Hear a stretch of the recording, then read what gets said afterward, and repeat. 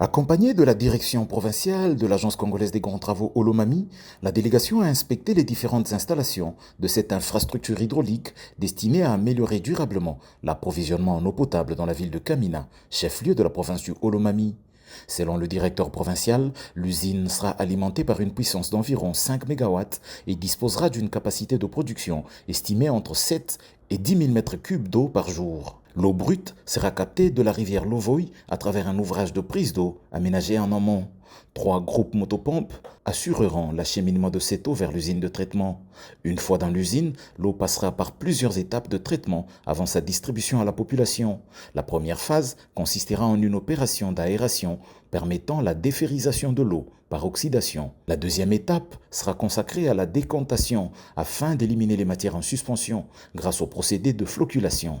Enfin, la phase de filtration permettra l'épuration finale de l'eau en retenant les particules résiduelles avant son acheminement vers le réseau de distribution. Après traitement, l'eau potable sera refoulée vers le château d'eau par trois groupes motopompes multicellulaires de très grande capacité à travers des conduites en fonte du type DN400 destinées à alimenter plusieurs quartiers de la ville de Kamina.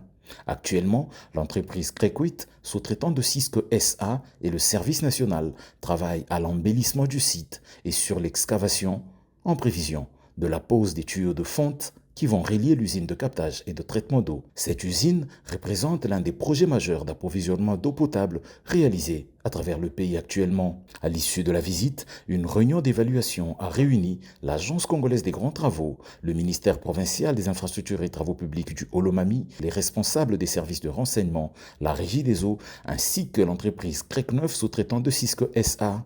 Cette séance de travail avait pour objectif d'évaluer le niveau d'exécution des engagements et des recommandations arrêtées lors de la réunion tenue le 16 mai 2026 à Kinshasa. Au terme des échanges, les différentes parties ont constaté avec satisfaction que les objectifs fixés ont globalement été atteints et que les travaux évoluent conformément aux orientations définies par les autorités et les partenaires techniques du projet.